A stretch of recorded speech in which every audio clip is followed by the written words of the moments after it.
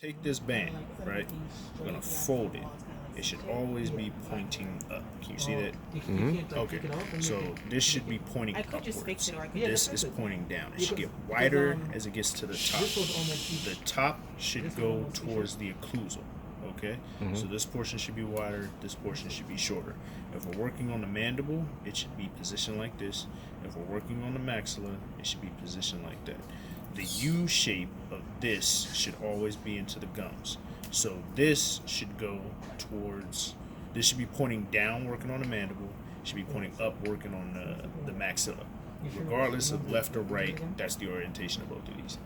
Up on the mandible, down on the maxilla, down on the mandible, up on the maxilla. Okay, so when you put this in, all right, I'm going to turn like this so that you can see this. You want to unscrew this portion, right? I'm going to take it all the way out so that you can see for dramatic effect. I'm going to over dramatize everything. So you can see that this portion is now out. Let me just unscrew it a little bit more so that you can see that this portion is now out. This controls this portion. This portion is how you extend the tofflemire band away and forward. But for this purposes, we want to make this as short as possible. I'm going to send you guys this video on Facebook Messenger. So I'm going to put this, it's not really working because it's not in the band. Anyway, so we're going to take this and we're going to stick this in here. This is the first portion. So we're going to take this, and it's kind of blurry. But let me see how. Right there, that looks kind of nice right there. Okay, so we're going to take this and we're going to stick this into here. You see that? Stick it right into here like so. That's step one. Then you take this and you straighten it up. Look, I'm upside down because we're working on the mandible. So this is pointing downward right now. As you can see, this is pointing downward. This is pointing upward, okay? So we're going to take this and we're going to stick this in here like so. After we stick it in there, we're going to take this portion and we're going to bend it so it goes through just the first loop. The first loop. So you see that? That's the first loop, and this is the second loop. So right now, it's going through both loops. We don't want it to go through both loops. We just want it to go through one. So instead of going through both, we take it out of the first one, and it's only going through the first one, not the second one, and then we bend it like so. So now, it's only going through one loop, not the second one. If I bend it, you can see there's a space between the second loop. If we're working, so this is if you're working on the patient's left side. This is the patient left, so this is the mandibular arch, and you would stick it in like this. If we were working on the right side, we would just flip it. So instead of being like that, we would take this and we would take it out. So I'm going to take it out all the way again. You're going to stick this one more time in here, like so. You're going to stick it through the first loop. So right now it's in the first loop. This is the second loop. We don't want it in the second loop. I'm just doing this to show you what the second loop is. So we're just going to stick it in the first loop, and then we're going to bend it like so. And when we bend it, you can see that no bend goes through the second loop. No part of this band should touch the second loop. It should not be in the second loop. It should only be in the first loop. And then if this is our arch again, now we're working on the patient's right side. And it's the same problem on the maxilla. You just flip everything. If you guys need it, I'll do another video of that, but that's pretty much it. Shout out to your boy right quick.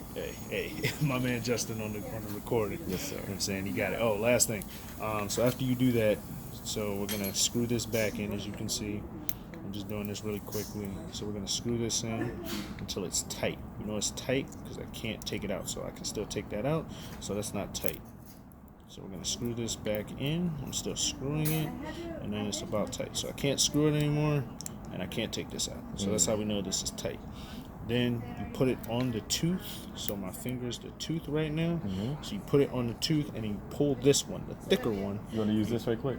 Yeah, that would work actually.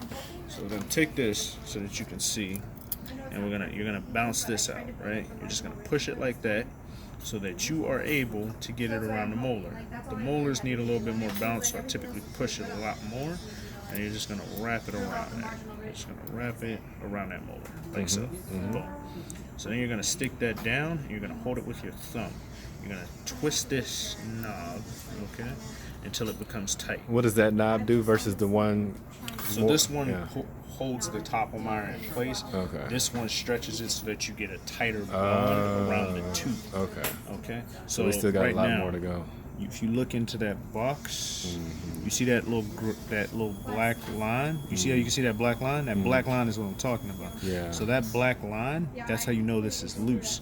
So since this is loose, you get that black line right there, and that's where material can flow into, and that's how you get the overhang, that's how you get food impaction, and that's how you get gingival irritation, which leads to recession. We don't want any of that. So we're going to hold this down, and we're going to tighten it. So as you can see, this is getting further away. Oh no, I was tightening it the wrong way. So now this is getting further away. So we're just going to pull it, and we're going to keep pulling it until it gets tight. It's a little tight.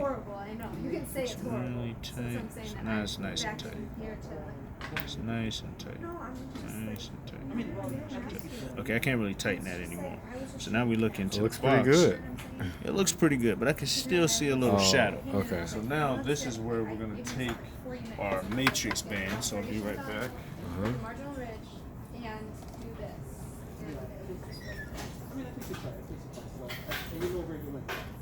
So that's why now I'm going to try and make it better. So now we're going to take our matrix band and we're going to stick this wedge into here. So typically I will put it from the facial, but you're probably not going to be able to get it from the facial due to the angulation. We'll see what happens. I think I got it from the facial. Nah, I didn't get it from the facial.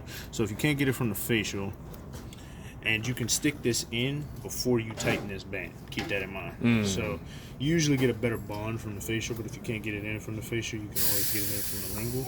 So now I'm going to take this, I'm going to stick this in through the lingual. And that's just preventing excess material? Yeah, so it's sealing the base of the tofflemire band because it's pushing it against the adjacent tooth and against the tooth you're working on. So that's one thing. The second thing it's doing is it's pushing the teeth away from each other. So when it pushes the teeth away from each other and then you push on the inside of your box, that means that you're going to get a wider marginal ridge. And then when you take the wedge out, the teeth are going to snap back and you'll have a really strong contact. Nice. That's how you get a thick contact as opposed to a light one. So once you push that in, I usually take the edge of it or the back of this. It would normally be coming from this way, but just so you can see what I'm doing, you're just going to push that in.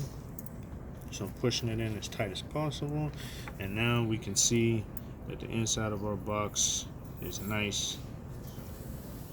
If I can get this to focus, it's nice. So there's no void on the inside of this box. It's nice and flush. So now we don't have to worry about material seeping through. Now we're going to get a really nice contact because we have a nice wedge in there. If you stick the wedge from the facial, you get an even tighter one because it pushes it apart further because the embrasure on the lingual is wider than the embrasure on the facial. So embrasure on the lingual is wider than the facial. Okay. Yeah. So logically, if you put the wedge into the embrasure on the facial, it'll push the teeth apart further than if you put it on the lingual. But either one works, so that's cool. Dude, why are you putting me on Facebook, bro? No, this isn't going on Facebook. I'm sending it directly to you guys. So yeah, that's pretty much how that goes.